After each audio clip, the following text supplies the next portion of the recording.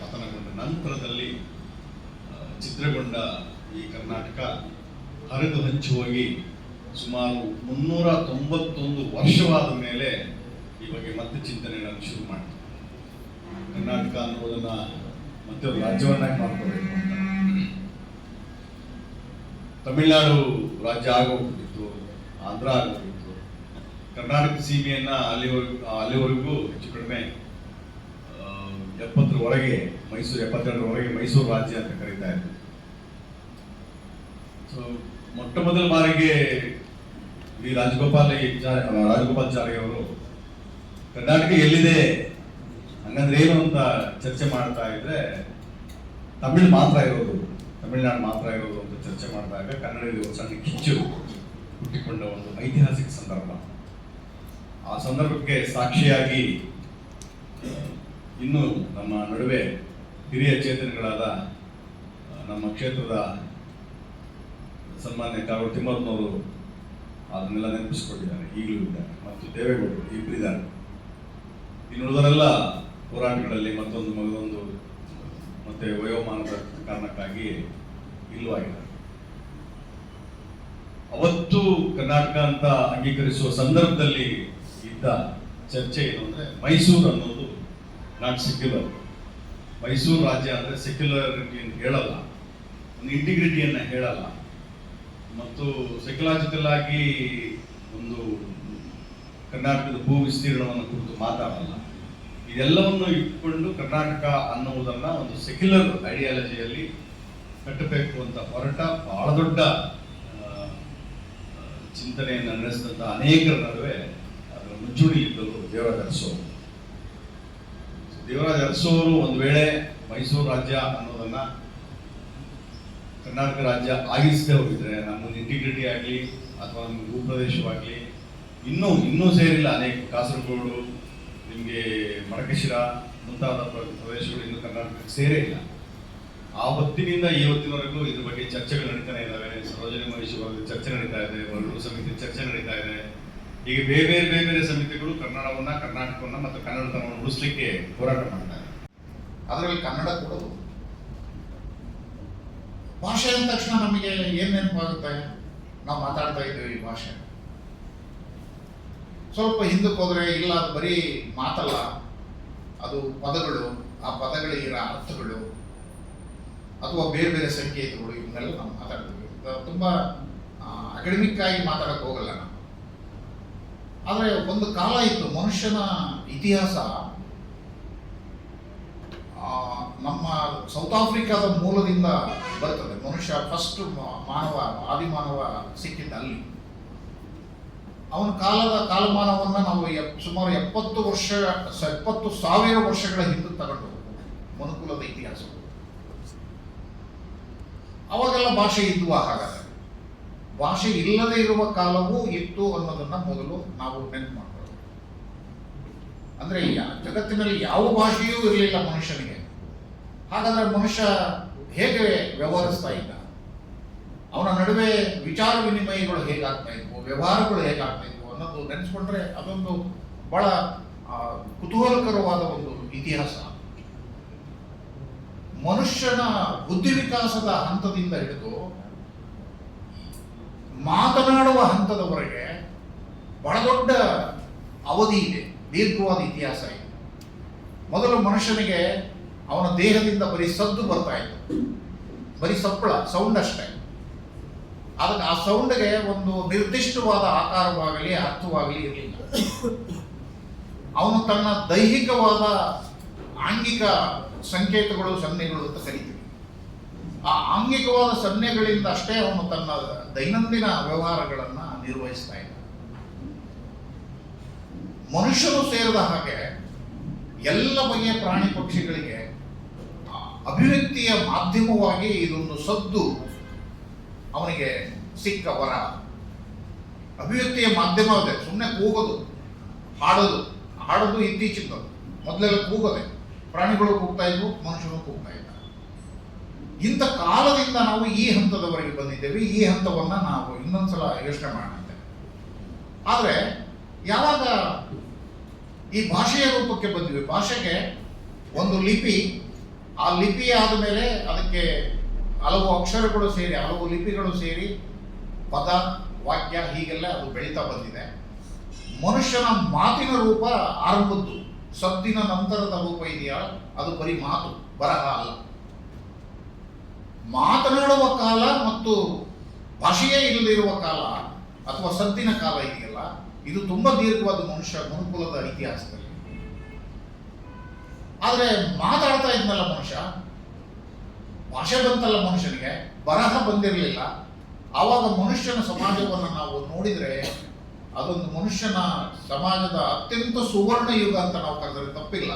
ಅದು ಹೆಚ್ಚು ಸಮೃದ್ಧವಾದ ಕಾಲ, ಹೆಚ್ಚು ನೈತಿಕವಾದ ಕಾಲ, ಮಾತು ಬರ್ತಾ ಇದ್ದಂಥ ಕಾಲ. ಬರಹ ರೂಪಕ್ಕೆ ಇನ್ನೂ ಬರದೇ ಇರುವ ಕಾಲದ ಹಿಂದಿನ ಮನುಷ್ಯ ಹೆಚ್ಚು ನೈತಿಕವಾಗಿದೆ. ನಿಮಗೆಲ್ಲ ವಿದ್ಯಾರ್ಥಿಗಳಿಗೆ ಸ್ವಲ್ಪ ಏನಾರ ಹಳೆಯ ಸಿನಿಮಾಗಳನ್ನ ನೋಡುವ ಅಭ್ಯಾಸ ಇದ್ರೆ, ಉಮೇಶ್ ಆಮೇಲೆ ಮಾತಾಡ,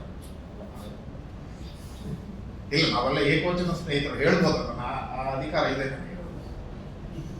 ನಿಮಗೆಲ್ಲ ನಮ್ಮ ವಿದ್ಯಾರ್ಥಿಗಳಿಗೆ ಒಂದು ಒಳ್ಳೆಯ ಪುಸ್ತಕ ಓದೋ ಅಭ್ಯಾಸ ಇದ್ರೆ, ಹಳೆಯ ಸಿನಿಮಾಗಳನ್ನು ಓದೋ ಅಭ್ಯಾಸ ಇದ್ರೆ, ಅಥವಾ ನಮ್ಮ ಹಿಂದಿನ ನಮ್ಮ ಭಾಷಿಕವಾದ ಪರಂಪರೆಯೋ ಸಂಸ್ಕೃತಿಯೋ ಅದನ್ನ ತಿಳ್ಕೊಳ್ಳುವ ಕುತೂಹಲ ಇದ್ರೆ, ಚಂದವಳ್ಳಿಯ ತೋಟ ಅಂತ ಒಂದು ಸಿನಿಮಾ ಇದೆ, ಒಂದು ಕಾದಂಬರಿ ಇದೆ, ತಾರಾ ಸುಬ್ರಾಯರು ಬರೆದಂತ ಕಾದಂಬರಿ ಇದೆ. ಆ ಕಾದಂಬರಿನಾರು ಓದಿ ಅಥವಾ ಆ ಸಿನಿಮಾನಾರು ನೋಡಿ. ಅದನ್ನ ಯಾಕೆ ಹೇಳ್ತಾ ಇದ್ದೀನಿ ನಾನು ಅಂತಂದ್ರೆ, ಮಾತನಾಡುವ ಕಾಲ ಮುಗಿದು ಭಾಷೆ ಲಿಪಿಯ ಆಕಾರಕ್ಕೆ ಬರುವವರೆಗಿನ ಕಾಲ ಇದೆಯಲ್ಲ, ಅದು ಬಹಳ ಸಮೃದ್ಧವಾದ ಕಾಲ ಅಂತ ಯಾಕೆ ಹೇಳಿದೆ ಅಂತಂದ್ರೆ, ಅವತ್ತು ನಾಲಿಗೆಗೆ ನಿಷ್ಠೆ ಇತ್ತು. ಮನುಷ್ಯ ಏನ್ ಮಾತಾಡ್ತಿದ್ನೋ ಅದನ್ನ ಹಾಗೆ ನಡ್ಕೊಳ್ತಿದ್ದ. ಅವ್ನು ಏನ್ ಹೇಳ್ತಿದ್ನೋ ಅದು ಸತ್ಯ ಆಗಿತ್ತು, ಅದು ಅಂತಿಮ ಆಗಿತ್ತು. ನಾನು ಮಾತು ಕೊಟ್ಟಿದ್ದೇನೆ, ಹೋಗಯ್ಯ ಆ ಹೊಲ ನಿನಗೆ ಕೊಟ್ಟಿದ್ದೇನೆ, ಆ 2 ಎಕರೆ ನಿಂದೆ, ಕೆರೆ ಪಕ್ಕದಲ್ಲಿರೋ 2 ಎಕರೆ ನಿಂದೆ ಕಣೆ, ಹೋಗ ನೀನು ಹೊಡ್ಕ ಅಂತಂದ್ರೆ ಅದು ಯಾವ ಕಾಗದ ಪತ್ರಗಳು ಬೇಕಿರಲಿಲ್ಲ, ಸೈನ್ ಬೇಕಿರಲಿಲ್ಲ, ಸೀಲ್ ಬೇಕಿರಲಿಲ್ಲ. ಆ ಚಂದವಳ್ಳಿ ತೋಟದಲ್ಲಿ ಬರುತ್ತೆ.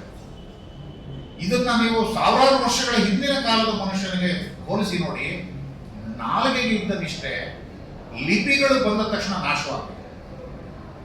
ಯಾವಾಗ ಲಿಪಿಗಳು ಗೆರೆಯ ರೂಪದಲ್ಲಿ, ಶೂನ್ಯದ ರೂಪದಲ್ಲಿ ವಿಕಾಸ ಆಗ್ತಾ ಬಂದ್ವೋ, ಭಾಷೆ ಬಂತು ಅಂದ ತಕ್ಷಣ ಒಬ್ಬ ಮುದುಕ ಅತ್ಯಂತ ವಿಷಾದದಿಂದ ಒಂದು ಮೂಲೆಯಲ್ಲಿ ಕೂತ್ಕೊಂಡು ನಿಟ್ಟುಸಿರ್ಬಿಡ್ತಾನೆ.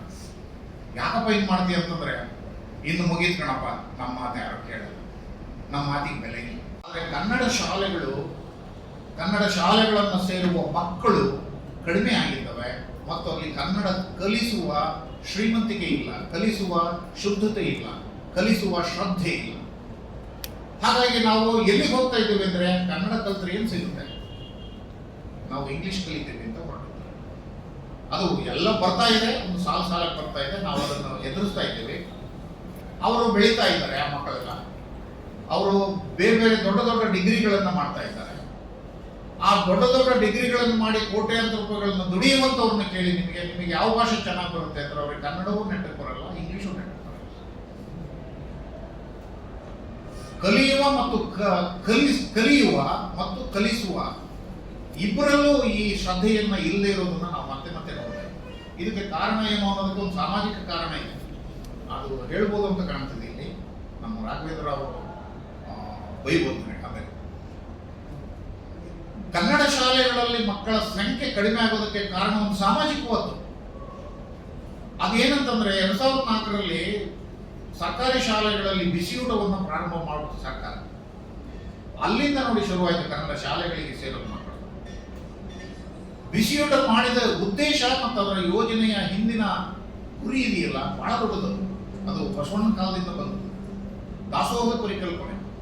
ಎಲ್ಲ ಮಕ್ಕಳು, ಎಲ್ಲ ಜಾತಿ, ಬಣ್ಣ, ಧರ್ಮ, ಭಾಷೆ ಎಲ್ಲರೂ ಸೇರಿ ಒಟ್ಟಿಗೆ ಕೂತು ಉಂಡು ನಲಿಯುವ ಒಂದು ಸಂಭ್ರಮದ ದೃಶ್ಯಗಳು ಶಾಲೆಗಳಲ್ಲಿ ಸಿಗಬೇಕು ಅನ್ನೋ ಅದರ ಹಿಂದೆ ಉದ್ದೇಶ, ಒಂದು ಸಮಾನತೆಯ ಉದ್ದೇಶ. ನಮ್ಮ ಜನಗಳು ಈ ಶ್ರೇಷ್ಠತೆಯ ವ್ಯಸನದಿಂದ ನರಳ್ತಾ ಇರುವ ಜನಗಳು ಎಂದೂ ಕಡಿಮೆ ಆಗಲ್ಲ, ಅವು ಕಡಿಮೆ ಆಗೋದೇ ಇಲ್ಲ. ಅವರು ನನ್ನ ಮಕ್ಕಳನ್ನ ಯಾವನೋ ಯಾವಳೋ ಅಡಿಗೆ ಮಾಡ್ತಾಳೆ, ಯಾವುದೋ ಜಾತಿಗಳು, ಅವು ಆ ಶಾಲೆಗೆ ಕಳಿಸ್ಬೇಕಾ, ಯಾವತ್ತೋ ಜೊತೆ ಕೂತ್ಕೊಂಡು ನಮ್ಮ ಮಕ್ಕಳು ಉಣ್ಬೇಕಾ? ಕಸದಲ್ಲ. ಹಳ್ಳಿಗಳಲ್ಲಿ ಕಾನ್ವೆಂಟ್ಗಳು ಶುರು.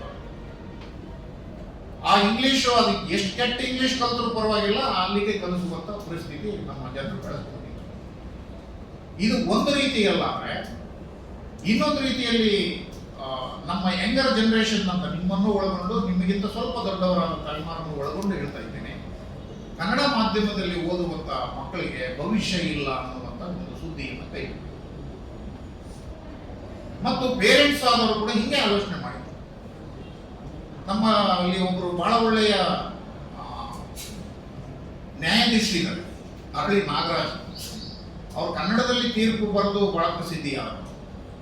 ಅವ್ರು ಹೇಳ್ತಾ ಇದ್ರು ಮೊನ್ನೆ, ಇಲ್ಲಪ್ಪ ನಾನು ಹೇಳ್ದಂಗೆ ನಡೀತಿಲ್ಲ. ಈಗ ಅವ್ರು ರಿಟೈರ್ಡ್ ಆಗಿದ್ದಾರೆ. ನನ್ನ ಮೊಮ್ಮಗುವನ್ನ ಶಾಲೆಗೆ ಸೇರಿಸೋದಕ್ಕೆ ಅಂತ ಕರ್ಕೊಂಡು ಹೋಗಿದ್ದೆ, ಕನ್ನಡ ಶಾಲೆಗೆ ಕರ್ಕೊಂಡು ಹೋದೆ. ನನ್ನ ಮಗಳು ಬಂದು, ಅಪ್ಪ ನಿನ್ನ ಕಾಲ ಮುಗಿದಿದೆ, ನೀನು ನನ್ನನ್ನು ಕನ್ನಡ ಶಾಲೆಗೆ ಸೇರಿಸಿದ್ದೆ, ನಾನು ಸೇರಿದ್ದೆ, ನಿನ್ನ ಕರ್ತವ್ಯ ಅಲ್ಲಿ ಮುಗಿತು. ಇದು ನನ್ನ ಮಗು. ಈ ಮಗುವನ್ನ ಎಂತ ಶಾಲೆಗೆ ಸೇರಿಸಬೇಕು, ಎಂತ ಶಿಕ್ಷಣ ಕೊಡಿಸ್ಬೇಕು ಅನ್ನೋದು ನನಗೆ ಬಿಟ್ಟದ್ದು. ನೀನು ಇದರಲ್ಲಿ ಇಂಟರ್ಫಿಯರ್ ಆಗಬೇಡ ಅಂತ ನಾನು ವಾಪಸ್ ಕಳಿಸಿದ್ದೆ. ಸುಪ್ರೀಂ ಕೋರ್ಟ್ ಕೂಡ ಇದನ್ನೇ ಹೇಳಿದೆ. ಮಕ್ಕಳು ಯಾವ ಮಾಧ್ಯಮದಲ್ಲಿ ಓದಬೇಕು ಅನ್ನೋದನ್ನ ಅವರ ತಂದೆ ತಾಯಿಗಳು ನಿರ್ಧರಿಸ್ತಾರೆ, ಸರ್ಕಾರ ನಿರ್ಧರಿಸುವ ಹಾಗಿಲ್ಲ. ಯಾವಾಗ ಸುಪ್ರೀಂ ಕೋರ್ಟ್ ಈ ತೀರ್ಪನ್ನು ಕೊಡುತ್ತೋ, ಪ್ರೈವೇಟ್ ಇನ್ಸ್ಟಿಟ್ಯೂಷನ್ಗಳು, ಕಾನ್ವೆಂಟ್ಗಳು ಎದ್ದು ಕೂತ್ಬಿಟ್ಟು ಅವರು ಇಂಗ್ಲಿಷ್ ಮೀಡಿಯಂ ಶಾಲೆಗಳನ್ನ ದಂಡಿಯಾಗಿ ಶುರು ಮಾಡಿ ಕನ್ನಡಕ್ಕೆ ಹಿನ್ನಡೆಯಾದ ಒಂದು ಸಣ್ಣ ಉದಾಹರಣೆ. ಹಾಗಾಗಿ ನಮ್ಮ ವಿದ್ಯಾರ್ಥಿಗಳನ್ನ ಅಲ್ಲಿ ಕಳಿಸ್ತಾ ಇದೀವಿ. ನಮಗೆ ಇಂಗ್ಲಿಷಲ್ಲಿ ಮಾತಾಡಿದ್ರೆ ಚಂದ ಮಕ್ಕಳು, ಅವ್ರು ಇಂಗ್ಲಿಷ್ನಲ್ಲಿ ಆಲೋಚನೆ ಮಾಡಕ್ ಬರೋದಿಲ್ಲ, ಅವರಿಗೆ ಇಂಗ್ಲಿಷ್ನಲ್ಲಿ ಬೈಯಕ್ ಬರೋದಿಲ್ಲ ಅವರಿಗೆ. ಆದ್ರೆ ಇಂಗ್ಲಿಷಲ್ಲಿ ಎಷ್ಟೋ ಸಣ್ಣ ಪುಟ್ಟ ಮಾತಾಡ್ತವೆ, ಒಳ್ಳೆ ಇಂಗ್ಲಿಷ್ ಬರೋದಿಲ್ಲ, ಚಂದ ನಮಗೆ. ಅದರಿಂದ ಪೇರೆಂಟ್ಸ್ ಪರವಾಗಿ ಸರ್ ನ್ಯಾಯಾಲಯ ತೀರ್ಪು. ಒಂದು ಕಾರಣ ಕನ್ನಡಕ್ಕೆ ಹಿನ್ನಡೆಯಾಗುತ್ತೆ. ಎರಡನೇ ಕಾರಣ ಬಹಳ ಮುಖ್ಯವಾದ್ದು. ಕನ್ನಡದಲ್ಲಿ ನೀನು ಓದಿದ್ರೆ ನೀನು ಜಗತ್ತಿಗೆ ಸಲ್ಲೋದಿಲ್ಲ. ಅಂತಾರಾಷ್ಟ್ರೀಯ ಮಟ್ಟದಲ್ಲಿ ನಿನ್ನ ಅಸ್ಮಿತೆಯನ್ನು, ನಿನ್ನ ಪ್ರತಿಭೆಯನ್ನು ನೀನು ತೋರಿಸ್ಕೊಳ್ಳೋಕ್ಕಾಗೋದಿಲ್ಲ. ಆದ್ರಿಂದ ನೀನು ಇಲ್ಲಿ ಮಾತ್ರ ಸಲ್ತೀಯ, ಒಂದು ದ್ವೀಪವಾಗ್ತೀಯ ಅನ್ನುವಂಥ ಸುದ್ದಿಗಳನ್ನು ಬಿಟ್ಟದ್ರಿಂದ, ನಮ್ಮ ಜನಗಳು ಹಾಗೆ ಆಲೋಚನೆ ಮಾಡೋದ್ರಿಂದ ಕನ್ನಡ ಅನ್ನದ ಭಾಷೆಯಾಗಿ ಬದಲಾಗುವ ಸಾಧ್ಯತೆಯನ್ನು ನಾವು ಕಳ್ಕೊಳ್ತಾ ಇದ್ದೀವಿ. ಸರ್ಕಾರಕ್ಕೂ, ಯಾವ ಸರ್ಕಾರಗಳಿಗೂ ಅಂಥದ್ದೊಂದು ಇಚ್ಛಾಶಕ್ತಿ ಇಲ್ಲ. ಈಗ ನಾವೆಲ್ಲ ನಿಮ್ಮ ಡಿಗ್ರಿ ಓದುವ ಕಾಲಕ್ಕೆ ಕನ್ನಡ ಐಚ್ಛಿಕ ವಿಷಯಕ್ಕೆ 100 ವಿದ್ಯಾರ್ಥಿಗಳು ಸೇರ್ತಾರೆ. ಈಗ 20, 5, 10 ಈ ಲೆಕ್ಕಕ್ಕೆ ಬಂದು ನಿಂತಿದೆ. ಯಾಕೆ ಐಚ್ಛಿಕವಾಗಿ ಒಂದು ಕನ್ನಡವನ್ನು ಓದೋದಕ್ಕೆ, ಭಾಷೆಯಾಗಿ ಒಂದು ಕನ್ನಡವನ್ನು ಓದೋದಕ್ಕೂ ನಮ್ಮ ವಿದ್ಯಾರ್ಥಿಗಳು ಹಿಂದೆ ಮುಂದೆ ನೋಡ್ತಾ ಇದ್ದಾರೆ? ಏನ್ ಪ್ರಾಬ್ಲಮ್ ಇದೆ? ನಮ್ಮ ಪ್ರೈಮರಿ ಶಾಲೆಯ ಶಿಕ್ಷಣ ನಾಶವಾಗಿರೋದು ಮೊದಲನೇ ಕಾರಣ. ಪ್ರೈಮರಿ ಶಾಲೆಯಲ್ಲಿ ಕನ್ನಡವನ್ನ ಒಂದು ಭಾಷೆಯನ್ನಾಗಿ ಕಲಿಸುವ ಅಧ್ಯಾಪಕರಿಗೆ ಬಹಳ ಸ್ಪಷ್ಟವಾದ ಭಾಷೆಯ ಅರಿವಿಲ್ಲ, ಒಂದು ಶ್ರದ್ಧೆ ಇಲ್ಲ ಅನ್ನೋದು ಅದು ಎಲ್ರಿಗೂ ಗೊತ್ತಿರುವಂಥ ಸಂಗತಿ. ಆಮೇಲೆ ಓದುವ ಬರೆಯುವ ಒಂದು ಪರಂಪರೆಯನ್ನೇ ನಾವು ತಿಲಾಂಜಲಿ ಕೊಟ್ಬಿಟ್ಟಿದ್ದೇವೆ. ಅದಕ್ಕೆ ಮುಖ್ಯವಾದ ಕಾರಣ ನಮ್ಮ ರಾಘವೇಂದ್ರ ಆಗ ಹೇಳ್ತಾ ಇದ್ರು, ಅದಕ್ಕೆ ಮೊಬೈಲ್ ಮುಖ್ಯವಾದ ಕಾರಣ ಸರ್. ಅದನ್ನ ಮೊಬೈಲ್ ಅನ್ನೋದಕ್ಕಿಂತ ಜೊತೆಯಾಗಿ ನಾವು ಇದನ್ನು ಯಾವುದನ್ನ ಡಿಜಿಟಲ್ ಇಂಡಿಯಾ ಅಂತ ಕರೀತಾ ಇದ್ದೀವಿ, ಈ ಡಿಜಿಟಲೈಸ್ಡ್ ಆಗಿರುವಂತ ಒಂದು ಮೈಂಡ್ ಸೆಟ್ ಇದೆಯಲ್ಲ, ಅದು ಬಹಳ ಮುಖ್ಯವಾದ ಕಾರಣ. ಇವತ್ತು ನಮ್ಮ ವಿದ್ಯಾರ್ಥಿಗಳು ಎಲ್ಲಿ ಬರೀತಾರೆ ಅಂತಂದ್ರೆ, ಒಂದೇ ಸಲ ಪರೀಕ್ಷೆ ಬರೀತಾರೋ ಅವರು, ಅಲ್ಲಿವರೆಗೂ ಬರೆಯೋದೇ ಇಲ್ಲ. ಉಳಿದಕ್ಕೆ ಬರೆಯೋದಿಲ್ಲ ಅಂತಂದ್ರೆ ಮೊಬೈಲ್ನಾಗ ಬರೀತಾರ. ಒಂದು ನಂಬರ್ ಸೇವ್ ಮಾಡ್ಕೋಬೇಕಾ, ಒಂದು ಮೆಸೇಜ್ ಕಳಿಸ್ಬೇಕಾ, ಎಲ್ಲದೂ ಮೊಬೈಲಲ್ಲೇ ನಡೀತದೆ. ಪೆನ್ ಬಳಕೆ ಇಲ್ಲ, ಕಾಗದದ ಬಳಕೆ ಇಲ್ಲ. ನಿಮ್ಮ ಅಕ್ಷರ ದುಂಡಿಗೂ ಆಗಲ್ಲ, ನೆಟ್ಗೂ ಆಗಲ್ಲ. ಹಾಗಾಗಿ ಈ ಸ್ಕ್ರೀನ್ ಅಡಿಕ್ಷನ್ ಇದೆಯಲ್ಲ, ಈ ಸ್ಕ್ರೀನ್ ಅಡಿಕ್ಷನ್ಗೆ ಒಳಗಾಗಿರುವಂತ ಒಂದು ದೊಡ್ಡ ಸಮುದಾಯವನ್ನು ನಾವು ಎದುರಿಸ್ತಾ ಇದ್ದೀವಿ. ಬರೀ ನೀವು ಹುಡುಗಿರು ಅಂತಲ್ಲ, ನಾವು ಬಳಸ್ತಾ ಇದ್ದೀವಿ. ಮುದುಕರು ಅಂತ ವಚನಕಾರರು ಒಂದ್ ಕಡೆ ಹೇಳ್ತಾ ಹೋಗ್ತಾರೆ, ಹಿಂದೆ ಹೆಜ್ಜೆನ ಅರಿಯಬೇಕಾದ್ರೆ ಹಿಂದನೇ ಹೆಜ್ಜೆನ ಅರಿತಿರಬೇಕು ಅಂತ. ನಮಗೆ ವಾಸ್ತವ ಪ್ರೆಸೆಂಟ್ ಅರ್ಥ ಆಗ್ಬೇಕಂದ್ರೆ ಹಿಂದಿನ ತಿಳುವಳಿಕೆ ನಮ್ಗೆ ಅತ್ಯಂತ ಅಗತ್ಯ. ಈ ಮಾತನ್ನು ಒಂಚೂರು ಲಂಬಿಸ್ಕೊಂಡು ನಾವು ನೋಡಿದ್ರೆ, ನಮ್ಮ ಸಂಸ್ಕೃತಿಗೆ ನಾವು 2000 ವರ್ಷದ ಚರಿತ್ರೆಯನ್ನ ಹೇಳ್ತೀವಿ. 2000 ವರ್ಷದ ಚರಿತ್ರೆ ಉದ್ದಕ್ಕೂ ನಮ್ಮ ಸಾಮಾಜಿಕ ಸಂದರ್ಭ ನಡೆದು ಬಂದ ದಾರಿ ಹೇಗಿದೆ? ನಮ್ಮ ಸಾಮಾಜಿಕ ವ್ಯವಸ್ಥೆ ಅಂದ್ರೆ ಅದು ಏಕಕಾಲಕ್ಕೆ ರಾಜಕೀಯ, ಸಾಮಾಜಿಕ, ಸಾಂಸ್ಕೃತಿಕ, ಶೈಕ್ಷಣಿಕ, ಆರ್ಥಿಕ ವ್ಯವಸ್ಥೆಯನ್ನು ಒಳಗೊಂಡದ್ದು ಅದಾಗಿರುತ್ತೆ. ಈ 2000 ವರ್ಷದ ಚರಿತ್ರೆ ಉದ್ದಕ್ಕೂ ಕೂಡ ಹೇಗೆ ನಡ್ಕೊಂಡು ಬಂದಿದೆ ಅನ್ನುವಂಥದ್ದನ್ನ ನಾವು ತುಂಬಾ ಸೂಕ್ಷ್ಮ ಗ್ರಹಿಸಬೇಕು. ಗ್ರಹಿಸಿಕೊಂಡಾಗ ಮಾತ್ರ ನಮ್ಮ ಸಮಕಾಲೀನ ಸಂದರ್ಭಕ್ಕೆ ನಮಗೆ ಉತ್ತರಗಳು ಸಿಗ್ತವಂತ ನಾನು ಅಂದ್ಕೊಂಡಿದ್ದೇನೆ. ಇದನ್ನು ನಾವು ಅವಲೋಕಿಸಿದರೆ ನಮ್ಮದು ಶರಣೀಕರಣ ಸಾಮಾಜಿಕ ವ್ಯವಸ್ಥೆಯನ್ನು ಒಪ್ಕೊಂಡು ಬಂದಂಥದ್ದು. 4 ವರ್ಣಗಳಿಗೆ ಅನುಗುಣವಾಗಿ ಅಧಿಕಾರ ಮತ್ತು ಸಂಪತ್ತು, ವಿದ್ಯೆಯನ್ನು ಕೂಡ ವರ್ಣಗಳಿಗೆ ಅನುಗುಣವಾಗಿ ನಾವು ಹಂಚ್ಕೊಂಡು ಬಂದಿದ್ದೇವೆ. 2000 ವರ್ಷದ ಉದ್ದಕ್ಕೂ ಕೂಡ ಈ ದೇಶದ ಬಹು ಸಮುದಾಯಗಳು ಸಂಪತ್ತಿನಿಂದ ವಂಚನೆಗೊಳಗಾಗಿದ್ದಾವೆ, ಅಕ್ಷರದಿಂದ ವಂಚನೆಗೊಳಗಾಗಿದ್ದಾವೆ, ನೆಲದಿಂದ ವಂಚನೆಗೊಳಗಾಗಿದ್ದಾವೆ ಮತ್ತು ಸಮಾನತೆಯ ನೆಲೆಗಟ್ಟಿನಿಂದಲೂ ಕೂಡ ವಂಚನೆಗೊಳಗಾಗಿದ್ದಾವೆ. ಈ ದೇಶದ ಬಹುಸಂಖ್ಯಾತ ಸಮುದಾಯಗಳು ಅಲ್ಲದೇ ಎಲ್ಲ ಸಮುದಾಯದ ಮಹಿಳೆಯರು ಕೂಡ ಎಲ್ಲ ಬಗೆಯ ನೆಲೆಗಟ್ಟುಗಳಿಂದ ವಂಚನೆಗೊಳಗಾಗಿದ್ದು ನಮ್ಮ ಚರಿತ್ರೆಯನ್ನು ಕಂಡುಬಂದಿದೆ. ಇಂಥ ದೀರ್ಘಕಾಲೀನ ಒಂದು ಪರಂಪರೆ ಇರುವಂತ ದೇಶದೊಳಗೆ ಸ್ವಾತಂತ್ರ್ಯ ಬಂದ ಮೇಲೆ ನಮಗೆ ಸಂವಿಧಾನ ನಾವು ಒಪ್ಕೊಂಡ ಮೇಲೆ ಈ ದೇಶದ ಸಾಮಾಜಿಕ ಸ್ಥಿತಿ ಹೇಗೆ ಪರಿವರ್ತನೆ ಆಯಿತು ಅಂತ ಗ್ರಹಿಸಬೇಕು. ನೀವೆಲ್ಲ ತುಂಬಾ ಒಳ್ಳೆ ಕಾಲಘಟ್ಟದಲ್ಲಿ ಹುಟ್ಟಿದ್ರಿ ಅಂತ ನಾನು ಭಾವಿಸ್ಕೊಂಡಿದ್ದೇನೆ. ಯಾವ ಕಾರಣಕ್ಕಂತಂದ್ರೆ ನಾವೆಲ್ಲ ಬಾಲ್ಯದ ಬದುಕಿನಲ್ಲಿ ಅಕ್ಷರವನ್ನ ತುಂಬಾ ಶ್ರಮಪಟ್ಟು ಆಯ್ದುಕೊಂಡವರು ಮತ್ತು ಏಕಕಾಲಕ್ಕೆ ಅಪಾರವಾದಂತ ಸಂಕಟಗಳನ್ನ ಅಪಮಾನಗಳನ್ನೇ ಅನುಭವಿಸ್ಕೊಂಡು ಬಂದಂಥವ್ರು. ನಮ್ಮ ಕಾಲದ ಸಂಕಟಗಳು ಇವತ್ತು ನಿಮಗೆ ಇಲ್ಲ ಅಂತ ನಾನು ಖಂಡಿತ ಹೇಳ್ತಿಲ್ಲ, ಆದ್ರೆ ಅಕ್ಷರದ ಕಾರಣಕ್ಕೆ ನಮ್ಮ ಸಂಕಟಗಳು ನಿಮ್ಗೆ ಇವತ್ತು ಇಲ್ಲ. ನನಗೆ ಇದನ್ನು ಹೇಳ್ಬೇಕಾದ್ರೆ ಒಂದು ಸಂಗತಿ ನನಗೆ ನೆನಪಾಗುತ್ತೆ. ನನ್ನ ಊರಲ್ಲಿ ಉರ್ದು ಸ್ಕೂಲ್ ಇದ್ದು, ಕನ್ನಡ ಸ್ಕೂಲ್ ಇತ್ತು. ನಾನು ನನ್ನ ತಮ್ಮ ಒಂದೇ ಸರಿ ಸ್ಕೂಲ್ ಹೋಗಿದ್ವಿ, ಹೆಚ್ಚು ಕಮ್ಮಿ ಒಂದೇ ಕ್ಲಾಸ್ ನಾವು. ಯಾಕಂದ್ರೆ ನಮ್ಮವೆಲ್ಲ ಡೇಟ್ ಆಫ್ ಬರ್ತ್ಗಳು ಮೇಸ್ಟ್ ಬರ್ಕನ್ ಡೇಟ್ ಆಫ್ ಬರ್ತ್ ಆಗಿದ್ರಿಂದ ಹೆಚ್ಚು ಕಮ್ಮಿ ಒಂದೇ ಡೇಟ್ ನಾವೆಲ್ಲ ಅಣ್ಣ ತಮ್ಮ ನಾವು. ನಾನು ಕನ್ನಡ ಶಾಲೆಗೆ ಹೋದ್ರೆ ನಮ್ಮ ತಮ್ಮ ತಪ್ಪಿಸ್ಕೊಂಡು ಉರ್ದು ಸ್ಕೂಲ್ ಹೋಗುತ್ತ. ಯಾಕೆ ಅಂತಂದ್ರೆ ಮೇಸ್ಟ್ಗಳು ನಮ್ಗೆ ಅಷ್ಟು ಚೆನ್ನಾಗಿ ಹೊಡಿತಿದ್ರು. ಈ ಹೊಡ್ತಾ ತಾಳಾರ ಅವ್ರು ಏನ್ ಮಾಡ್ತದ ಅಂತಂದ್ರೆ ಉರ್ದು ಸ್ಕೂಲ ಕೂತ್ಕೊಂಡು ನಾವು ಅವನು ನನಗೆ ಸ್ಕೂಲಿಗೆ ಕರೆಯೋಣ, ಅಣ್ಣ ಆ ಸ್ಕೂಲ್ ಬಿಟ್ಬಿಟ್ಟಣ, ನೀನು ಇಲ್ಲಿ ಬಂದ್ಬಿಡೋಣ ನನ್ನ ಜೊತೆಗೆ. ಆ ಸ್ಕೂಲ್ ಎಷ್ಟು ಚೆನ್ನಾಗಿದೆ ಅಂತಂದ್ರೆ ಅಣ್ಣ ಮೇಸ್ಟ್ ಏನೇನು ಕೇಳೋದಿಲ್ಲ, ಹೊಡೆಯೋದೇ ಇಲ್ಲ ಅಂತ ಹೇಳಿ. ಯಾಕಂದ್ರೆ ಮೇಸ್ಟ್ಗೆ ಕನ್ನಡ ಬರಂಗಿಲ್ಲ, ಇವನಿಗೆ ಉರ್ದು ಬರಂಗಿಲ್ಲ.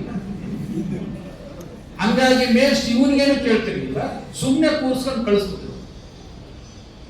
ನನ್ನ ತಮ್ಮ ಓದ್ಕೊಳ್ಳೇ ಇಲ್ಲ, ಯಾಕಂದ್ರೆ ಕನ್ನಡ ಶಾಲೆಗೆ ಬರಲೇ ಇಲ್ಲ. ಉರ್ದು ಸ್ಕೂಲು ಮೇಸ್ಟ್ ಭಾಷೆ ಅರ್ಥ ಆಗ್ತಿರ್ಲಿಲ್ಲ, ಇವ್ನಿಗೆ ಗೊತ್ತಾಗ್ತಿರ್ಲಿಲ್ಲ. ಕೊನೆಗೆ ಆಕಳು ಎಮ್ಮೆ ಇಟ್ಕೊಂಡು ಹೊಲಕ್ಕೆ ಅಡ್ಡಾಡಕ್ಕೆ ಸ್ಟಾರ್ಟ್ ಮಾಡ್ಕೊಂಡ. ಹೀಗೆ ಸಂಕಟದ ಕಾರಣಕ್ಕೆ ಅಕ್ಷರ ಕಳ್ಕೊಂಡಂತವರ ಸಂಖ್ಯೆನೇ ನಮ್ಮ ನಡುವೆ ಹೆಚ್ಚು. ಈ ನಡುವೆ ಹೇಗೆ ನಾವು ಅಕ್ಷರ ದಕ್ಕಿಸಿಕೊಂಡು ಒಂದು ಸಂವಿಧಾನ ಜಗತ್ತಿಗೆ ನಾವು ಬಂದಿದ್ದೇವೆ. ಅದ ನಿಮ್ಮ ಸವಾಲಾಗಿಲ್ಲ. ಇವತ್ತು ನಿಮಗೆ ಬಹಳ ಸರಳವಾಗಿ ಒಂದು ಅಕ್ಷರ ಜಗತ್ತಿಗೆ ನೀವು ಕಾಲಿರಿಸಿದ್ದೀರಿ. ಅಕ್ಷರದ ಮುಖೇನ ನಾವು ದಕ್ಕಿಸಿಕೊಳ್ಳಬೇಕಾದದ್ದು ಅರಿವು ಯಾವುದು? ಅಕ್ಷರದ ಮುಖ್ಯ ನಾವು ನಮ್ಮ ಮಾನವೀಯ ಸಂವೇದನೆಯನ್ನು ಹೇಗೆ ರೂಪಿಸ್ಕೋಬೇಕನ್ನೋದೇ ನಮ್ಮ ನಡುವೆ ಇರುವಂತಹ ಒಂದು ಬಹಳ ಮುಖ್ಯವಾದಂತಹ ಒಂದು ಭಾಗ ಅಂತ ಭಾವಿಸ್ಕೊಂಡು. ಯಾಕೆ ನಾನು ಆಗಲೇ ನಿಮಗೆ 2000 ವರ್ಷದ ಚರಿತ್ರೆಯನ್ನ ವ್ಯಾಖ್ಯಾನ ಮಾಡಿದಂತಂದ್ರೆ, 2000 ವರ್ಷದ ಚರಿತ್ರೆ ಉದ್ದಕ್ಕೂ ಜಾತಿಯ ಕಾರಣಕ್ಕೆ, ಧರ್ಮದ ಕಾರಣಕ್ಕೆ, ವರ್ಗದ ಕಾರಣಕ್ಕೆ ನೀನು ಮನುಷ್ಯನಲ್ಲ, ನೀನು ಇದನ್ನ ಉಣ್ಬೇಕು, ಇದನ್ನ ತಿನ್ಬೇಕು, ನೀ ಹೀಗೆ ಬದುಕಬೇಕು, ಹೀಗೆ ಆಲೋಚನೆ ಮಾಡಬೇಕು, ಇಂಥದನ್ನೇ ಓದಿಬೇಕು, ಇವರೇ ಓದಿಬೇಕು, ಹೀಗೆ ಹೇಳ್ಕೊಂಡು ಬಂದಂತ ಚರಿತ್ರೆ ಒಳಗೆ ಜಾತಿಯ ಕಾರಣಕ್ಕೆ, ಅಸ್ಪೃಶ್ಯತೆ ಕಾರಣಕ್ಕೆ, ಲಿಂಗದ ಕಾರಣಕ್ಕೆ ಅಪಾರ ಯಾತನೆಗಳನ್ನ, ಅವಮಾನಗಳನ್ನ ಅನುಭವಿಸ್ಕೊಂಡಂತ ಸಂಖ್ಯೆನೇ ಈ ದೇಶದಲ್ಲಿ ಹೆಚ್ಚಿದೆ. ಯಾರು ಹೆಚ್ಚು ಅವಮಾನಕ್ಕೆ, ಅಪಮಾನಕ್ಕೆ ತುತ್ತಾಗ್ತಾನೋ ಅವನು ಅವಮಾನ ಮತ್ತು ಅಪಮಾನಗಳನ್ನ ಆತ ಸಾಧನೆಗಳಿಗೆ ಅದನ್ನ ಮೆಟ್ಟಲಾಗಿಸ್ಕೋಬೇಕು. ಬಹುಶಃ ಈ ಮಾತು ನಂದಲ್ಲ, ಇದು ಅಂಬೇಡ್ಕರ್ ಅವರು ಅವರ ಬದುಕಿದಕ್ಕೆ ಪ್ರೇರಣೆ ನಮಗೆ. ಅಂಬೇಡ್ಕರ್ ಅವ್ರಿಗೆ ಆದಷ್ಟು ಅವಮಾನ ಅಪಮಾನಗಳು ಬಹುಶಃ ಜಗತ್ತೊಳಗೆ ಯಾವ್ದಾಗ್ಲಿಕ್ಕೆ ಸಾಧ್ಯ ಇರಲಿಲ್ಲ. ಅವ್ರು ಅದನ್ನ ಸೇಡಕ್ಕೆ ತೆಗೆದುಕೊಳ್ಳಿಲ್ಲ, ತನ್ನ ಬದುಕಿನ ಯಶಸ್ಸಿಗೆ ಅದನ್ನ ರಹದಾರಿಯಾಗಿ ಮಾಡ್ಕೊಂಡ್ರು. ಇದನ್ನ ಹೇಳ್ಬೇಕಾದ್ರೆ ನಿಮ್ಮ ಬದುಕಿನಲ್ಲಿ ಇಂಥ 1000 ಅಪಮಾನಗಳು ನಮ್ಮ ಕಣ್ಣೆದುರಿಗೆ ಇರ್ತವೆ. ನನಗೆ ಇದನ್ನ ಹೇಳ್ಬೇಕಾದ್ರೆ ನನ್ನ ಸಂಗತಿ ಒಂದು ನೆನಪಾಗುತ್ತೆ. ನಾನು SSLCಯಲ್ಲೇನೆ ಅಸಾಧ್ಯ ತುಂಬ್ತಾ ಇದ್ದೆ, ಓದಿನಲ್ಲಿ ಬಹಳ ಹಿಂದೆ. ನಾನು SSLCಯಲ್ಲಿ ರಿಸಲ್ಟ್ ಬಂತು. ನನ್ನ ಅತ್ತೆ ಮಗಳು ಕೂಡ ನನ್ನ ಕ್ಲಾಸ್ಮೇಟು. ಆಕೆ ಫಸ್ಟ್ ಕ್ಲಾಸ್ನ ಪಾಸ್ ಆಗಿದ್ದು, ನಾನು ಫಸ್ಟ್ ಕ್ಲಾಸ್ನ ಫೇಲ್ ಆಗಿದ್ದೆ. ಫೇಲ್ನಲ್ಲೂ ಕೂಡ ಫಸ್ಟ್ ಕ್ಲಾಸ್ ಇದೆ ಅಂತ ನನ್ಗೆ ಗೊತ್ತಾಗಿದೆ ಅವಾಗಲೇ. ಉದ್ದಕ್ಕೂ ಕೂಡ ಶ್ರೇಣೀಕರಣ ಸಾಮಾಜಿಕ ವ್ಯವಸ್ಥೆಯನ್ನು ಒಪ್ಪಿಕೊಂಡು ಅದನ್ನೇ ಧರ್ಮ, ಅದನ್ನೇ ಸಂಸ್ಕೃತಿ, ಅದನ್ನೇ ಸಾಮಾಜಿಕ ರೀತಿ ನಿಯಮಗಳು ಅಂತ ನಂಬಿಸಿಕೊಂಡು ಬಂದಿರುವಂತ ಈ ದೇಶದಲ್ಲಿ ಸಂವಿಧಾನ ಬಂದಾದ ಮೇಲೆ ಸಂವಿಧಾನ ಹೇಳ್ತು ಈ ದೇಶದ ಎಲ್ಲ ಪ್ರಜೆಗಳು ಯಾವುದೇ ಭಾಷೆ, ಧರ್ಮ, ಪ್ರದೇಶ, ಲಿಂಗದ ಕಾರಣಕ್ಕೆ ಯಾರು ಕನಿಷ್ಠರಲ್ಲ, ಯಾರು ಶ್ರೇಷ್ಠರಲ್ಲ, ಎಲ್ಲರೂ ಸಮಾನರಂತ ಹೇಳಿದ್ದು ಸಂವಿಧಾನ. ಸಂವಿಧಾನ ಬಂದ ಮೇಲೆ ಇಲ್ಲಿ ನಾವೇನಿದ್ದೇವೆ ನಾವೆಲ್ಲರೂ ಸಂವಿಧಾನಿಕವಾಗಿ ನಾವೆಲ್ಲರೂ ಸಮಾನರು. ಆದರೆ ಸನಾತನ ಅಂತ ಹೇಳುತ್ತೆ ನೀವೆಲ್ಲರೂ ಸಮಾನರಲ್ಲ ಅಂತೆ. ಈ ಸನಾತನತೆಯನ್ನು ನಿರಾಕರಿಸಿ ಸಂವಿಧಾನ ನಮಗೆ ಈ ಸಮಾನವಾದ ಅವಕಾಶವನ್ನು ಕಲ್ಪಿಸಿತು. ಸಮಾನ ಅವಕಾಶ ಕಲ್ಪಿಸಿದ ಮೇಲೆ ಒಂದಿಷ್ಟು ಅಕ್ಷರ ಜಗತ್ತಿಗೆ ನಾವು ಕಾಲಿಡಲಿಕ್ಕೆ ಸಾಧ್ಯ ಆಯಿತು. ನಮ್ಮ ಹಕ್ಕುಗಳನ್ನ ಕೇಳಲಿಕ್ಕೂ ಕೂಡ ಆರಂಭಿಸ್ಕೊಂಡಿ. ನಾವು ಈ ದೇಶದ ನೆಲ, ಜಲ, ಸಂಸ್ಕೃತಿಯ, ಧರ್ಮ, ಭಾಷೆ, ಪ್ರದೇಶ ಎಲ್ಲರೊಳಗೂ ಕೂಡ ನಮಗೂ ಕೂಡ ಒಂದು ಸಣ್ಣ ಪಾಲಿದೆ ಅನ್ನುವಂಥ ವಿವೇಚನೆಯನ್ನ ಕಲಿಸಿದ್ದು ನಮಗೆ ಸಂವಿಧಾನ. ಹಾಗಾಗಿ ನಾವು ಅದನ್ನು ಕೇಳಲಿಕ್ಕೆ ಆರಂಭಿಸ್ಕೊಂಡ್ವಿ. ಯಾವ ಸನಾತನತೆ ಬಹುಕಾಲದಿಂದ ನೀವೆಲ್ಲರೂ ಸಮಾನರಲ್ಲ, ಸಂಪತ್ತು ಅನ್ನುವಂಥದ್ದು, ವಿದ್ಯೆ ಅನ್ನುವಂಥದ್ದು ಕೆಲವರ ಸೊತ್ತು ಅನ್ನುವಂತ ಹೇಳ್ಕೊಂಡು ಬಂದಂತ ಈ ಪರಂಪರೆಯನ್ನ ಬ್ರೇಕ್ ಮಾಡಿದ್ದು ಸಂವಿಧಾನ. ಸಂವಿಧಾನ ಬಂದಾದ ಮೇಲೆ, ಸಂವಿಧಾನ ನಮಗೆ ಅವಕಾಶ ಕಲ್ಪಿಸಿದ ಮೇಲೆ ಸಂವಿಧಾನದ ಬಗ್ಗೆ ತಕರಾರುಗಳು ಸ್ಟಾರ್ಟ್ ಆದವು. ನಮಗೆ ಏನ್ ತಕರಾರುಗಳು? ಸಂವಿಧಾನ ಸರಿ ಇಲ್ಲ, ನಾವು ಸಂವಿಧಾನವನ್ನು ಬದಲಾಯಿಸಕ್ಕೆ ಬಂದಿದ್ದೇವೆ, ಸಂವಿಧಾನವನ್ನು ಸುತ್ತೀವಿ. ಯಾಕೆ ಹಾಗಾದ್ರೆ ಸಂವಿಧಾನ ಏನ್ ಹೇಳಿದೆ? ಇವತ್ತು ಕೂಡ ಇತ್ತೀಚಿನ ಮಾತುಗಳನ್ನ ಕೇಳ್ತಿದೀವಿ. ಕಾಡಿನ ನಕ್ಸಲರು ನಾಶ ಆಗಿದ್ದಾರೆ, ನಗರದ ನಕ್ಸಲರು ಇದ್ದಾರೆ. ಅವರು ಮಾತನಾಡಿದ್ರೆ ಪ್ರಜಾಪ್ರಭುತ್ವ ಬಗ್ಗೆ ಮಾತಾಡ್ತಾರೆ, ಸಂವಿಧಾನದ ಬಗ್ಗೆ ಮಾತಾಡ್ತಾರೆ. ಹಾಗಾಗಿ ಅವರು ದೇಶದ್ರೋಹದ ಕೆಲಸಗಳನ್ನ ದೇಶದೊಳಗಿದ್ದುಕೊಂಡು ಮಾಡ್ತಿದ್ದಾರೆ. ಹಾಗಾಗಿ ಹಾಗೇನ ಮಾತಾಡೋರಿದ್ರೆ ಅವರ ವಿರುದ್ಧ ಜನರು ದಂಗೆ ಹೇಳಬೇಕಂತೇಳಿ ಈ ದೇಶದ ಒಕ್ಕೂಟ ಸರ್ಕಾರದ ಪ್ರಭು ಮಾತನಾಡ್ತಾರೆ. ಹಾಗಾದ್ರೆ ನನ್ನ ಸಂವಿಧಾನಿಕವಾಗಿ ಹಕ್ಕನ್ನು ಕೇಳೋದು ದೇಶದ್ರೋಹ ಆಗ್ತಿದೆ. ಇವತ್ತು ಪ್ರಜಾಪ್ರಭುತ್ವದ ಮೌಲ್ಯಗಳನ್ನು ಕೇಳೋದು ದೇಶದ್ರೋಹದ ಸಂಗತಿ ಆಗ್ತಿದೆ. ಸ್ನೇಹಿತರೆ, ಇವು ನಮ್ಮ ಸಮಕಾಲೀನ ಸಂದರ್ಭದ ಸಂಕಟಗಳಾಗಿ ರೂಪುಗೊಳ್ತದೆ. ಹಕ್ಕನ್ನು ಕೇಳುವುದು ನಿಜಕ್ಕೂ ಕೂಡ ಪ್ರಜಾಸತ್ತಾತ್ಮಕ ಮೌಲ್ಯವನ್ನ ಗಟ್ಟಿಗೊಳಿಸೋದಂತ ಅರ್ಥದ್ದು. ಅಂಬೇಡ್ಕರ್ ಒಂದ್ ಕಡೆ ಹೇಳ್ತಾ ಹೋಗ್ತಾರೆ, ಪ್ರಜಾಪ್ರಭುತ್ವ ವ್ಯವಸ್ಥೆ ಒಳಗೆ ಎದ್ದು ಕಾಣುವ ತಾರತಮ್ಯಗಳು ಇರಬಾರದು ಅಂತ. ತೀವ್ರತರವಾದ ತಾರತಮ್ಯಗಳಿದ್ರೆ ಅದು ಪ್ರಜಾಪ್ರಭುತ್ವ ಯಶಸ್ವಿ ಆಗೋದಿಲ್ಲ ಅಂತ. ಆ ಕಾರಣಕ್ಕೋಸ್ಕರ ನಾವು ಅಸಂವಿಧಾನಿಕವಾದಂತ ನೆಲೆಗಟ್ಟೆಗಳನ್ನ ನಾಶಗೊಳಿಸಬೇಕಾದಂತ ಅಗತ್ಯತೆ ತುರ್ತು ಮತ್ತು ಇವತ್ತಿನ ನಮ್ಮ ಕಾಲಮಾನಗಳ ನಡುವೆ ಇದೆ. ಆದ್ರೆ ಏನಾಗ್ತದೆ? ಇವತ್ತು ನಾವು ಸಂವಿಧಾನದ ವಿರುದ್ಧದ ನಮ್ಮ ತಕರಾರುಗಳನ್ನು ಆರಂಭಿಸಿಕೊಂಡಿದ್ದೇವೆ ಸ್ನೇಹಿತರೆ. ಸಂವಿಧಾನದ ಮೌಲ್ಯಗಳನ್ನ, ಸಂವಿಧಾನಿಕ ಹಕ್ಕುಗಳನ್ನ, ಪ್ರಜಾಸತ್ತಾತ್ಮಕ ಹಕ್ಕುಗಳನ್ನ ಕೇಳೋದು ಕೂಡ ತಪ್ಪು ಅನ್ನುವಂಥದ್ದು.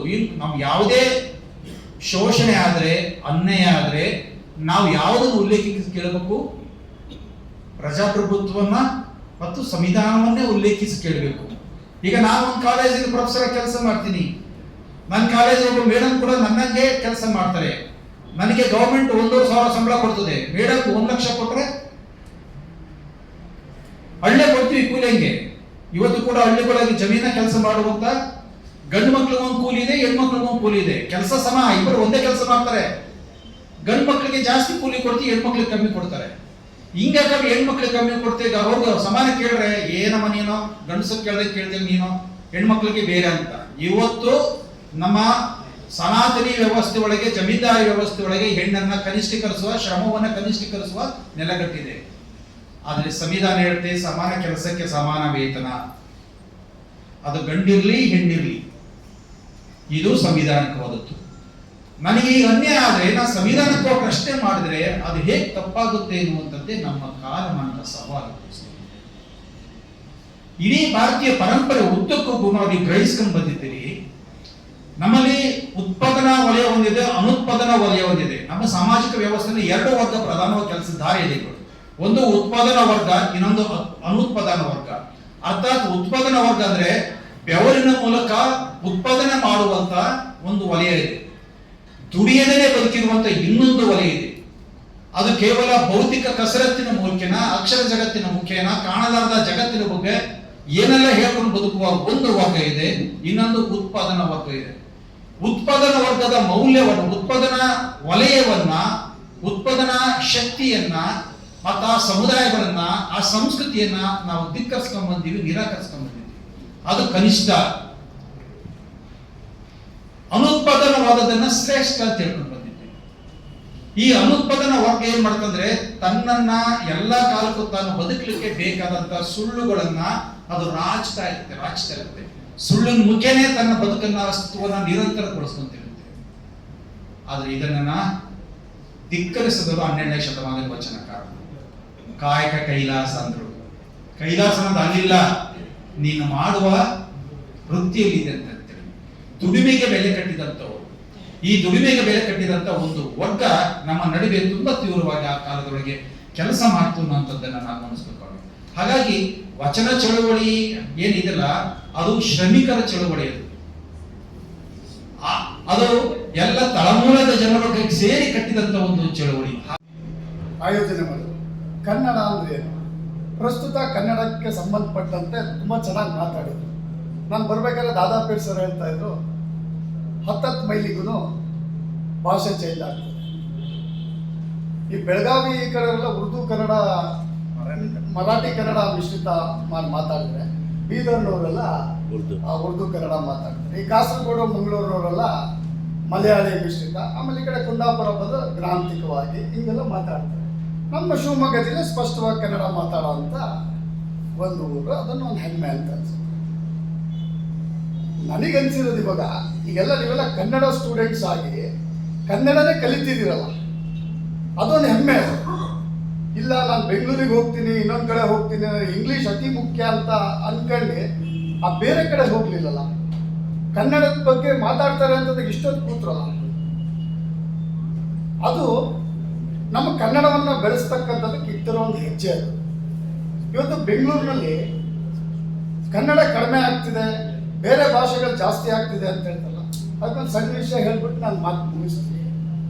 ಬೆಂಗಳೂರು ನಮ್ಮ ಮೈಸೂರು ರಾಜ್ಯ, ನಮ್ಮ ಮೈಸೂರಿನ ಮಹಾರಾಜರು ನಮ್ಮ ಮೈಸೂರಿಗೆ ಬೇಕಾದಂಥ, ಮೈಸೂರು ರಾಜ್ಯಕ್ಕೆ ಬೇಕಾದಂಥ ದೊಡ್ಡ ದೊಡ್ಡ ಕಟ್ಟಡಗಳನ್ನೆಲ್ಲ ಮಾಡಿಟ್ಟಿದ್ರು. ಭಾರತ ಸ್ವಾತಂತ್ರ್ಯ ಬಂದಾಗ ಆ ಎಲ್ಲ ಕಚೇರಿಗಳು ಬೇಕಾಗಿರೋ ಸಂದರ್ಭದಲ್ಲಿ ದೊಡ್ಡ ದೊಡ್ಡ ಕಚೇರಿಗಳನ್ನ, ದೊಡ್ಡ ದೊಡ್ಡ ಇನ್ಸ್ಟಿಟ್ಯೂಷನ್ಗಳನ್ನ ಬೆಂಗಳೂರಲ್ಲೇ ಆರಂಭ ಮಾಡಿದ್ರು. ಅವಾಗ ಉತ್ತರ ಭಾರತದಿಂದ ಬಂದಂಥವರೆಲ್ಲ ಇಲ್ಲೇ ಉಳ್ಕೊಂಡ್ರು. ಆ ಬೇರೆ ಭಾಷೆಗಳ ಇದು ಜಾಸ್ತಿ ಆಗ್ತದೆ, ಕನ್ನಡ ಕಡಿಮೆ ಆಗ್ತಾ ಹೋಯ್ತು. ಅವರೆಲ್ಲೂ ಕನ್ನಡ ಕಲೀಲಿಲ್ಲ. ಇದೇ ಥರ ನಾವು ಮುಂದಿನ ದಿನಗಳಲ್ಲಿ ಕನ್ನಡದ ಬಗ್ಗೆ ಅತಿ ಹೆಚ್ಚಿನ ಒತ್ತು ಕೊಟ್ಟು ಇಲ್ಲಿಗೆ ಬಂದಂಥವ್ರಿಗೆ ಕನ್ನಡ ಕಲಿಸುವ ಪ್ರಯತ್ನ ಮಾಡೋಣ. ಕನ್ನಡವನ್ನು ಸ್ಪಷ್ಟವಾಗಿ ಮಾತನಾಡೋಣ ಅಲ್ವಾ ಸರ್? ಕನ್ನಡವನ್ನು ಸ್ಪಷ್ಟವಾಗಿ ಮಾತನಾಡೋಣ. ಬೀಸಿದವು ಬಾಲದೊಳ್ಳು ಚಮರಿಗಳು ಚಮರಮಂ, ಪಾಸಿದವು ಕರಿಗಳು ಎಳೆ ತಳಿರ ಮೃದು ತಲ್ಪಮಂ, ಸೂಸಿದವು ಸಾರಸಂಗಳ ತಮ್ಮ ಗರಿಗಳ ತೋದು ತಂದಂಬುಗಳನ್ನು ಈ ಮಕ್ಕಳ ಸಿರಿಮೊಗಕ್ಕೆ ಬಿಸಿಲಾಗದಂತೆ ಅಂಕೆ ಎರಂಕೆಯನ್ನ ಗಂಚಿ ಅಂತ ಮಾತಾಡ್ತಲ್ಲ. ಆ ಸ್ಪಷ್ಟತೆ ಇದೆಯಲ್ಲ. ಜಡೆ ಇಡ ಕುರುಡು ಎಡೆ ಯೋಲಾಡಿ ಇಡುವ ಕಡಲ ತಡಿ ಬಿಡು ದುಡ್ಡು ಗಡಣ್ಣ ದೊಡ್ಡಯ್ಯ, ಆ ಪ್ರತಿ ಶಬ್ದವನ್ನು ಎಲ್ಲಿಂದ ಬರ್ತದೆ ಅಂತ ಅದನ್ನ ತಿಳ್ಕೊಂಡೆ ನಾವು ಕನ್ನಡ ಸ್ಪಷ್ಟವಾಗಿ ಮಾತಾಡೋಣ. ಥ್ಯಾಂಕ್ ಯು, ಧನ್ಯವಾದ.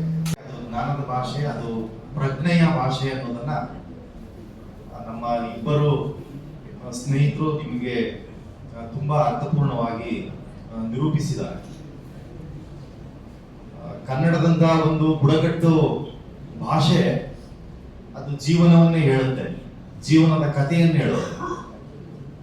ಅದರಲ್ಲಿ ಬರುವ ಪ್ರತಿಮೆಗಳು, ರೂಪಕಗಳು, ಸಂಕೇತಗಳು ಜೀವನದ ವಿನ್ಯಾಸದ ಅಭಿವ್ಯಕ್ತಿಯನ್ನೇ ಕನ್ನಡ ಉಸಿರಾಡುತ್ತೆ ಮತ್ತು ಮಾತಾಡುತ್ತೆ. ಅದನ್ನ ಇಬ್ಬರು ವಿದ್ವಾಂಸರು ತುಂಬಾ ಸೊಗಸಾಗಿ ನಿರೂಪಿಸಿದ್ದಾರೆ.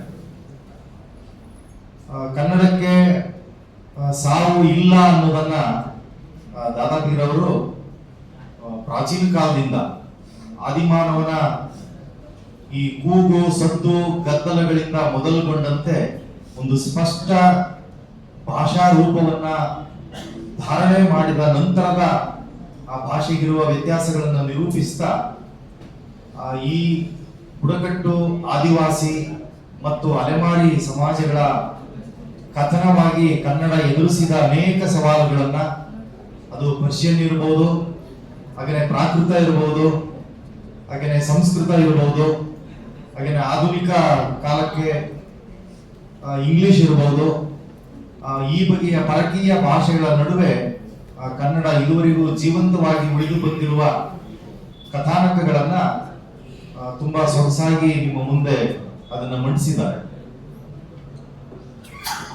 ಹಾಗಾಗಿ ನಾನು ಆ ಬಗೆಗೆ ಮತ್ತೆ ವಿವರಗಳನ್ನ ನಿರೂಪಿಸೋದಕ್ಕೆ ಹೋಗೋದಿಲ್ಲ. ಏನು ಈ ನವೆಂಬರ್ ತಿಂಗಳಲ್ಲಿ ಒಂದು ಕಾರ್ಯಕ್ರಮ ಮಾಡಿ ಅದನ್ನ ಕನ್ನಡಕ್ಕಾಗಿ ಕೈ ಎತ್ತು ಹಾಗೆ ಹೀಗೆ ಅಂತ ಕವಿತೆಗಳಲ್ಲಿ ನಿರೂಪಿಸಿದ್ದನ್ನೇ ನಾವು ರಿಪೀಟ್ ಮಾಡ್ತಾ ರಾಜ್ಯೋತ್ಸವ ಆಚರಣೆ ಮಾಡೋದಕ್ಕಿಂತ ಇಂಥದ್ದೊಂದು ಅತ್ಯುತ್ತಮವಾದ ಉಪನ್ಯಾಸದ ಮೂಲಕ ನಮ್ಮ ವಿದ್ಯಾರ್ಥಿಗಳಿಗೆ ಕನ್ನಡದ ಅಸ್ಮಿತೆಯನ್ನ, ಅದು ಬೆಳೆದು ಬಂದ ಇತಿಹಾಸವನ್ನ ಮತ್ತು ವರ್ತಮಾನದಲ್ಲಿ ನಾವು ಎಂಥ ವಿಷಮತೆಯ ಕಾಲಕ್ಕಿದ್ದೀವಿ ಅಂತ ಅನ್ನೋದನ್ನ ಕುರಿತಂತೆ ಇಬ್ಬರು ವಿದ್ವಾಂಸರನ್ನು ಕರೆಸಿ ಮಾತಾಡಿಸ್ಬೇಕು ಅಂತೇಳಿ ನಾನು ಉಮೇಶ್ ಮಾತಾಡ್ಕೊಂಡು ಇವತ್ತು ಆಯೋಗ ಅನ್ನೋದ್ರಿಂದ ಮೊದಲುಗೊಂಡು ನಮ್ಮ ರಾಮಚಂದ್ರಪ್ಪನವರು ನಿನ್ನೆ ಮೊನ್ನೆ ಬಂದ ಪತ್ರಿಕೆಯ ಮತ್ತು ಸುದ್ದಿ ಮಾಧ್ಯಮದಲ್ಲಿ ಬಂದ ಸ್ವಾಮೀಜಿಗಳ ಒಂದು ಹೇಳಿಕೆಯವರೆಗೆ ಖಡ್ಗವಾಗಲಿ ಕಾವ್ಯ ಜನರ ನೋವಿಗೆ ಮಿಡಿಯುವ ಪ್ರಾಣಮಿತ್ರ ಅನ್ನೋದನ್ನ ಕನ್ನಡ ಪ್ರಜ್ಞೆ ನಿರೂಪಿಸಿದ್ರೆ ನಮ್ಮ ಯುವಕ ಯುವತಿಯರ ಕೈಯಲ್ಲಿ ಪೆನ್ ಬಿಟ್ಟು, ಪುಸ್ತಕ ಬಿಟ್ಟು, ಶಾಲೆ ಬಿಟ್ಟು ಕೈಯಲ್ಲಿ ಖಡ್ಗ ಕೊಡಿ, ಅವರು ರಕ್ತ ಚೆಲ್ಲಾಡ್ಲಿ, ಬೀದಿಯಲ್ಲಿ ಅವರು ಹಣೆಗೆ ಟೇಪ್ ಕಟ್ಕೊಂಡು ಕುಂಕುಮ ಹಚ್ಕೊಂಡು ಎದುರಿಗೆ ಇರುವವರು ಮನುಷ್ಯರಲ್ಲ ಅನ್ನುವಂತ ಅವಿವೇಕದ ವರ್ತನೆಯನ್ನು ಕಲಿಸುವಂತ ವರ್ತಮಾನದಲ್ಲಿ ನಾವು ಇರೋದರವರೆಗೆ ನಮ್ಮ ರಾಮಚಂದ್ರಪ್ಪನವರು ತುಂಬಾ ಈ ಕಾಲದ ಸ್ಥಿತಿಗತಿಯನ್ನ ಅವರು ಹೇಳಿದ್ದಾರೆ. ಬಹಳ ಸಾಂಕೇತಿಕವಾಗಿ ಹೇಳಿದ್ದಾರೆ. ಹುಡುಗರು ಅದನ್ನ ಚೂರು ಒಳಹೊಕ್ಕು ನೋಡ್ಬೇಕು. ನೇರವಾಗಿ ಅವರು ಕೆಲವು ಹೆಸರುಗಳನ್ನ, ಕೆಲವು ಘಟನೆಗಳನ್ನ ಉಲ್ಲೇಖಿಸಿ ಹೇಳಿಲ್ಲ. ಅದನ್ನು ವ್ಯಾಖ್ಯಾನದ ರೀತಿಯಲ್ಲಿ ನಮ್ಮ ವರ್ತಮಾನ ಎಲ್ಲಿ ಕೈ ಇಟ್ಟರು ಸುಡ್ತಾ ಇದೆ. ನಮ್ಮ ಯುವಕ ಯುವತಿಯರು ಈಗ ಪುಸ್ತಕದಿಂದ, ಓದಿನಿಂದ ವಿಮುಖಗೊಂಡು ಅವರು ಕೈಯಲ್ಲಿ ಮೊಬೈಲ್ಗಳು ಹಿಡ್ಕೊಂಡು ಸುಳ್ಳುಗಳನ್ನೇ ನಿಜ ಅಂತ ನಂಬಿ ತಮ್ಮ ಕಾಲ ಮೇಲೆ ತಾವೇ ಕಲ್ಲಾಕೊಳ್ಳುವಂತಹ ಪರಿಸ್ಥಿತಿಯಲ್ಲಿ ಯುವಕ ಯುವತಿಯರು ಇರೋದನ್ನ ನೀವು ಇಬ್ಬರು ವಿದ್ವಾಂಸರು ಇವತ್ತು ಸೊಗಸಾಗಿ ನಿರೂಪಿಸಿದ್ದಾರೆ.